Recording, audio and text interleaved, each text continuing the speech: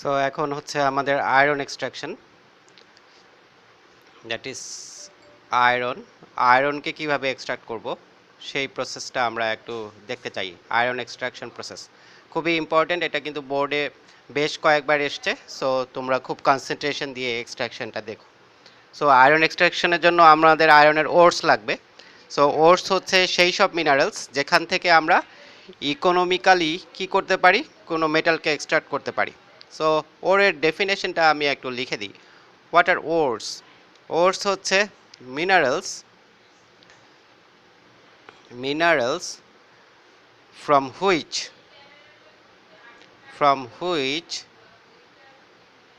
metals can be extracted economically, মানে খুব কম দামে, যদি কম খরচে আমরা যদি মিনারেল থেকে মেটালগুলো আলাদা করতে পারি, তাহলে যেসব মিনারেল মানে যেসব যেসব কম্পাউন্ড থেকে আমরা সেগুলোকে আলাদা করতে পারবো, সেই সব কম্পাউন্ডগুলোকে আমরা সেই মেটালটার ওর বলবো। সো কম্পাউন্ড মিনারেলগুলো সবসময় কম্পাউন্ড ফর্মেই থাকে। হ্যাঁ, সো সো যেসব মিনারেল থেকে আমরা ইকোনমিক্যালি কি করতে পারবো, কোনো একটা মেটালকে সেপারেট করতে পারবো বা এক্সট্র্যাক্ট করতে পারবো, সেই সব মিনারেলকেই আমরা ওর্স বলবো। আর মিনারেলগুলো সবসময় মাটির ভিতরে কম্পাউন্ড হিসেবেই থাকে।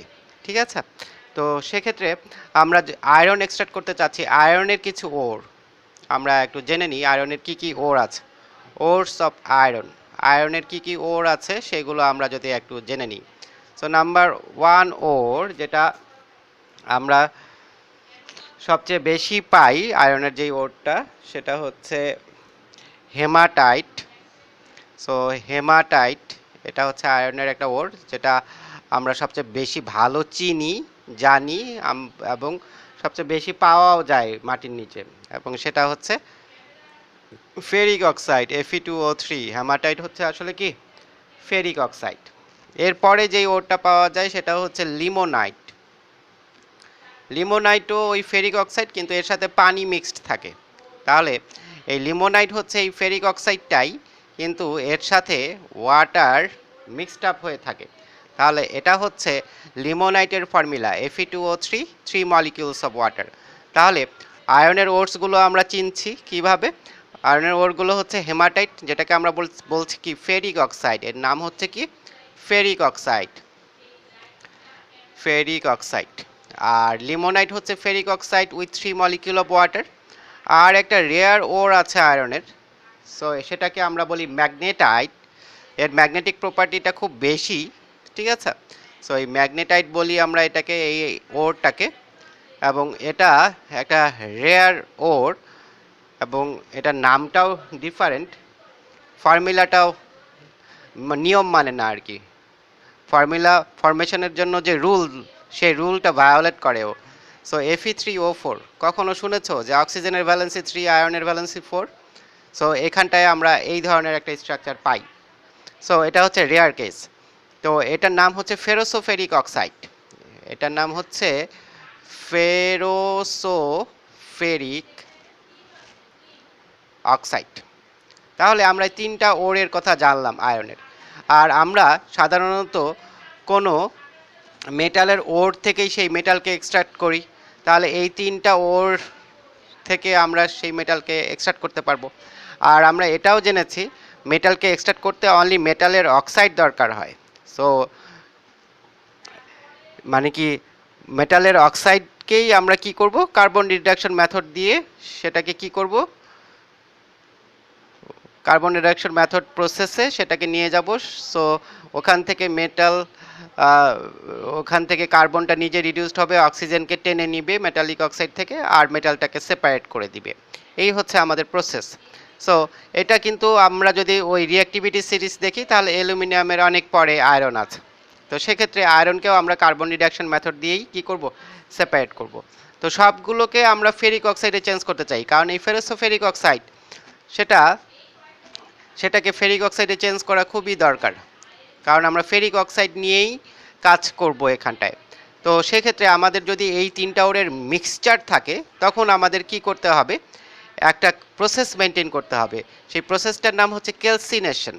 ক্যালসিনেশন ক্যালসিনেশন এই ক্যালসিনেশন হচ্ছে প্রাইমারি রোস্টিং। খুবই সহজ একটা ব্যাপার, নামটাই শুধু জটিল। এর নাম হচ্ছে, এটাকে যদি আমরা এর মিনিং জানতে চাই তাহলে এটাকে লিখতে হবে প্রাইমারি রোস্টিং। প্রাইমারি রোস্টিং মানে কি, রোস্ট করা মানে কি, এটাকে হিটেড আপ করা। ঠিক আছে, সো হিটেড আপ করব কিভাবে, এই ওটসগুলোকে ভালো মতো ধুয়ে, ঠিক আছে, আমরা ইন প্রেজেন্স অফ এয়ার এই তিনটা ওরকেই আমরা হিটেড আপ করব। তাহলে ইন প্রেজেন্স অফ এয়ার আমরা কি কি নিচ্ছি, এই ferric oxide that is hematite, তারপরে কি নিচ্ছি, লিমোনাইট থাকছে, ferric oxide 3 molecule of water, আর থাকছে ফেরোসোফেরিক অক্সাইড বা magnetite.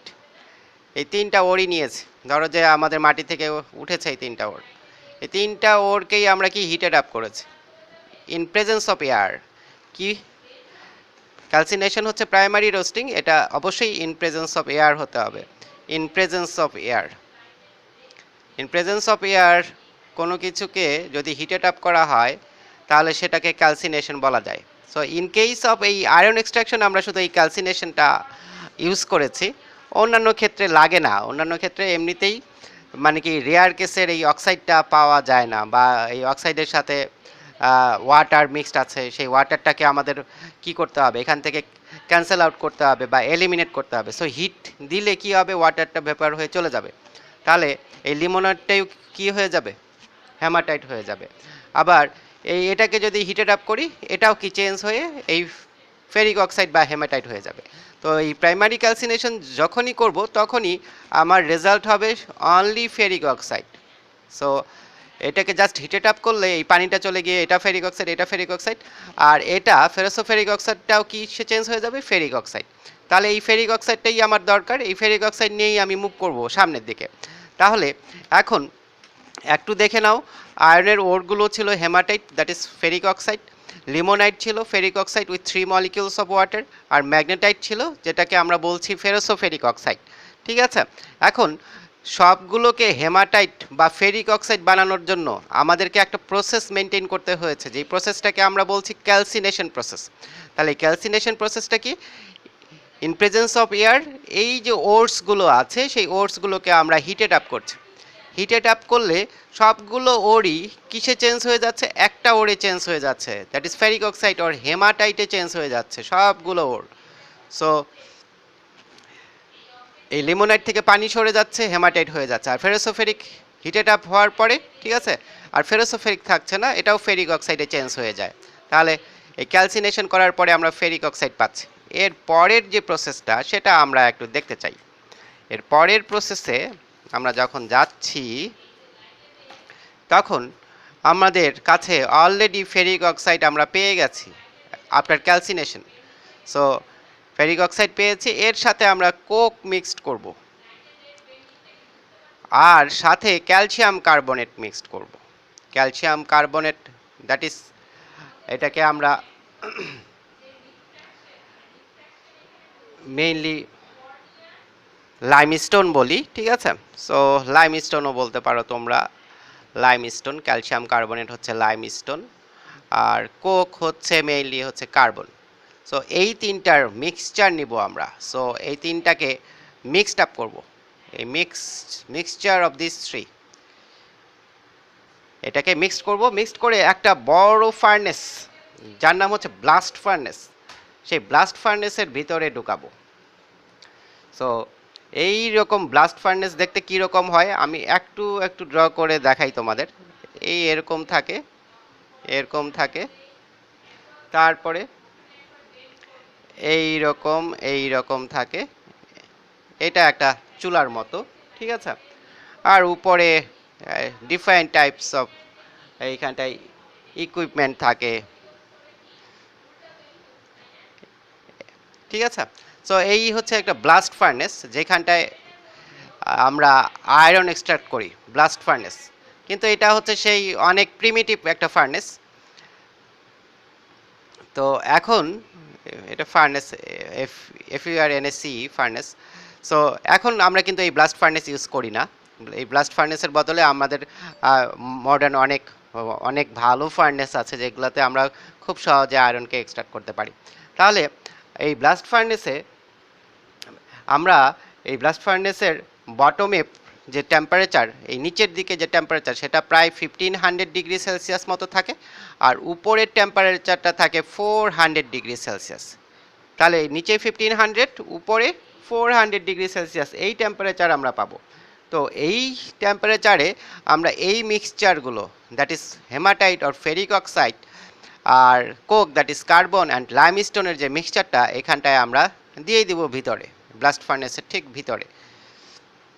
Ferric oxide plus carbon plus এই limestone, that is calcium carbonate. So দিয়ে দিয়েছে। So 1500 degree Celsius temperature. তো 1500 ডিগ্রি সেলসিয়াস টেম্পারেচারে অ্যাট ফার্স্ট আমাদের এই কার্বন, এর ভিতরে তো এয়ার আছেই, তাই না? অ্যাট ফার্স্ট এই কার্বন অক্সিজেনের সাথে অ্যাড হয়ে যাবে। তাহলে কার্বন যখন অক্সিজেনের সাথে অ্যাড হবে, ঠিক আছে, তাহলে কি তৈরি হবে? কার্বন ডাই অক্সাইড গ্যাস তৈরি হবে, জানা কথা, স্বাভাবিক। এখন আস্তে আস্তে অক্সিজেনের অ্যামাউন্ট কমতে থাকবে। যখন অক্সিজেনের অ্যামাউন্ট কমতে থাকবে তখন কার্বন কিন্তু আমরা প্রচুর পরিমাণে দিই। তো অক্সিজেনের অ্যামাউন্ট যখন কমবে তখন আর কার্বন ডাই অক্সাইড বেশি প্রডিউস হতে পারবে না। তখন এই প্রডিউসড কার্বন ডাই অক্সাইডটাই আবার কি কার্বনের সাথে রিঅ্যাক্ট করবে। এই প্রডিউসড কার্বন ডাই অক্সাইড যদি কার্বনের সাথে রিঅ্যাক্ট করে তখন কার্বন মনোক্সাইড গ্যাস তৈরি হবে, যেটা আমাদের জন্য খুবই হ্যাজার্ডাস। ঠিক আছে? তাহলে এখানটায় প্রথমেই আমরা কার্বনের রিঅ্যাকশনটা লিখে ফেলবো। কার্বন, এই যে ব্লাস্ট ফার্নেসের ভিতরে অ্যাট ফার্স্ট এয়ার থাকে, কিন্তু পরে তো এই যে মানে এটা লক করে দেওয়া হয়, বলে যখন আমরা হিটেড আপ করি তখন এর ভিতরে নতুন করে এয়ার ঢুকতে পারে না। তো যেই এয়ারটাই থাকে না কেন, ওটা কার্বনের সাথে রিঅ্যাক্ট করে কার্বন ডাই অক্সাইড তৈরি করবে। কিছুক্ষণ পর দেখা যাবে যে এয়ারের অ্যামাউন্ট কমে গেছে। সো কার্বন ডাই অক্সাইডটা, এই কার্বন যেহেতু আমরা খুব বেশি পরিমাণেই দিই এখানটায়, সেই কার্বনের সাথে এই কার্বন ডাই অক্সাইডটা রিঅ্যাক্ট করে কার্বন মনোক্সাইড তৈরি করবে। তাহলে এই কার্বন মনোক্সাইড আবার আমাদের কার সাথে রিঅ্যাকশনে যাবে? এই ফেরিক অক্সাইড বা হেমাটাইটের সাথে রিঅ্যাকশনে যাবে। তাহলে ফেরিক অক্সাইড বা হেমাটাইটের সাথে আমাদের এই কার্বন মনোক্সাইডের রিঅ্যাকশনটা কীরকম হবে সেটা আমরা যদি একটু দেখি, তাহলে পরে এই কার্বন মনোক্সাইডটা আমাদের ফেরিক অক্সাইড বা হেমাটাইটের সাথে রিঅ্যাকশন শুরু করবে। রিঅ্যাকশন হলে আমাদের কি হবে? যে এই আয়রনটা, এই যে Fe2 আছে, সেটা সেপারেট হয়ে যাবে এবং এই কার্বন মনোক্সাইডটা রিডিউসড হবে, সে আরও কার্বনের সাথে অ্যাডেড হবে। সো কার্বন মনোক্সাইডটা এখানটায় কার্বন ডাই অক্সাইডে চেঞ্জ হয়ে যাবে, plus carbon die oxide. So এখন দেখো, আমরা যদি ব্যালেন্স করতে চাই, এখানটায় অক্সিজেন আছে 3টা আর এখানটায় অক্সিজেন আছে কয়টা? 2টা। সো আমি যদি এটাকে 3টা করতে চাই তাহলে আমি এখানে 3 দিয়ে মাল্টিপ্লাই করে দিই। এখানে 3 দিয়ে মাল্টিপ্লাই করে দিলে এখানে হয়ে গেল 6টা। ঠিক আছে? আর কার্বন কিন্তু কয়টা আছে? 3টা। সো এইখানে আমি যদি 3 দিয়ে মাল্টিপ্লাই করি তাহলে এখানে কার্বনও 3টা হলো আর এপাশে অক্সিজেনও কি 6টা হয়ে গেল। তাহলে এপাশেও 6টা অক্সিজেন, ওপাশেও 6টা অক্সিজেন, ব্যালেন্সড।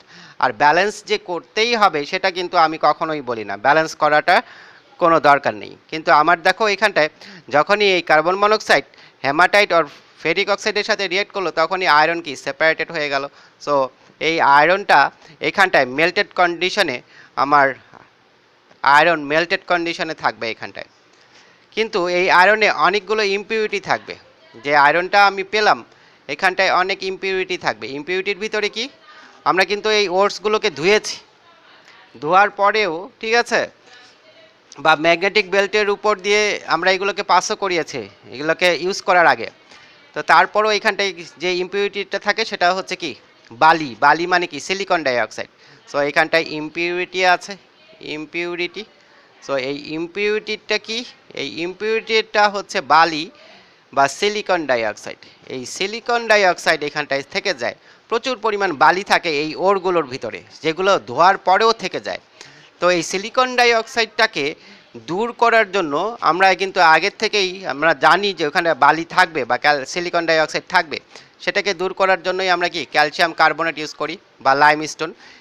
এই লাইমস্টোনটা, ক্যালসিয়াম কার্বনেটটা এই সিলিকন ডাইঅক্সাইডের সাথে রিয়াকশনে যায়, সিলিকন ডাইঅক্সাইডের সাথে রিয়াক্ট করে কি ক্যালসিয়াম সিলিকেট তৈরি করবে।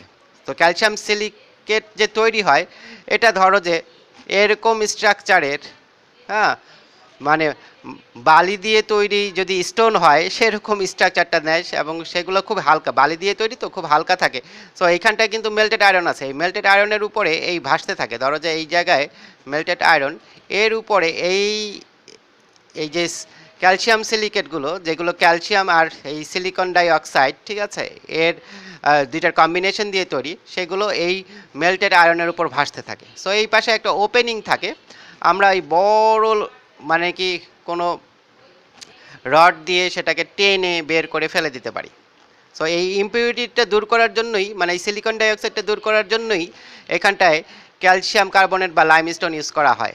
এবং এই যে ক্যালসিয়াম সিলিকেটের স্ল্যাগগুলো, এইগুলো কার উপরে ভাসতে থাকে, এগুলো ফ্লোট করতে থাকে এই মেল্টেড আয়রনের উপরে। সো পরে এগুলো আমরা কি করি, সেগুলোকে এলিমিনেট করে ফেলি, ঠিক আছে। এলিমিনেট করে ফেললে আমরা জাস্ট কি পাবো, এই আফটার আফটার রিমুভিং স্ল্যাগ, এই ক্যালসিয়াম সিলিকেটকে আমরা স্ল্যাগ বলছি। পিওর পিওর তো বলা যাবে না, 100% পিওর না এটা, ধরো যে almost 95 to 98% pure. So pure iron is extracted. So এই আয়রনটা কতটুকু পিওর, 95 থেকে 98% পিওর আয়রন আমরা এখান থেকে পেতে পারি। সো এইভাবে আয়রনের এক্সট্রাকশনটা তোমরা একটু এক্সপ্লেন করলেই হয়ে যাবে, ঠিক আছে। আর মেইনলি এই যে আমরা রিয়াকশনটা এখানটা দেখিয়েছি, এটা কিন্তু আর একটু ডিটেলস তোমরা দেখাতে পারো। Calcium carbonate and silicon dioxide, calcium silicate তৈরি হয় ঠিকই, কিন্তু আসলে রিয়াকশনটা কিভাবে এসছে সেটা আমি একটু দেখাতে চাই। এই ক্যালসিয়াম কার্বনেটটা প্রথমে ভেঙে যায়, কারণ প্রচুর হিট তো থাকে এখানটায়, সেটা ক্যালসিয়াম অক্সাইড আর কার্বন ডাইঅক্সাইডে চেঞ্জ হয়। পরে এই ক্যালসিয়াম অক্সাইডটা এই সিলিকন ডাইঅক্সাইডের সাথে রিয়্যাক্ট করে ক্যালসিয়াম সিলিকেট আর স্ল্যাগ তৈরি করে। সো একেবারে এইভাবে না লিখে, আমি রিকমেন্ড করি না যে একেবারে লিখো, একেবারে এইভাবে না লিখে তোমরা একটু ভেঙে লিখো, তাহলে মার্কসটাও বেশি পাবা। তাহলে ক্যালসিয়াম কার্বনেটকে প্রথমে ভাঙবা, এটা calcium oxide and carbon dioxide হবে। আর ক্যালসিয়াম অক্সাইড, এই যে আমার ইম্পিউরিটি দ্যাট ইজ বালি বা সিলিকন ডাইঅক্সাইড, ঠিক আছে, এই ধুলাবালি, এই বালিগুলোর সাথে রিয়্যাক্ট করে ক্যালসিয়াম সিলিকেট নামে একটা স্ল্যাগ তৈরি করে। তো স্ল্যাগ মানে কি, ক্যালসিয়াম কার্বনেট তো বাইন্ডিং এজেন্ট, সো এই বালিগুলোকে বেঁধে ফেলে, একটা বালির সাথে আরেকটা বালি জয়েন করে একটা একটা লার্জ একটা স্ট্রাকচার তৈরি করে। সেই স্ট্রাকচারগুলো ডেনসিটি অনেক কম হয়, এই কারণে এই যে এই মেল্টেড আয়রনের উপরে ফ্লোট করতে থাকে। তো আমরা এগুলোকে টেনে টেনে বাইরে ফেলে দিই। তো টেনে টেনে বাইরে ফেলে দিলে সেই বালিটা রিমুভড হয়ে গেল, বা সিলিকন ডাই অক্সাইড বা সিলিকা, যেটা এর সিলিকন ডাইঅক্সাইডকে সিলিকাও বলতে পারে, সিলিকা রিমুভড হয়ে গেলে আমরা পিওর আয়রন এভাবে এক্সট্রাক্ট করতে পারবো।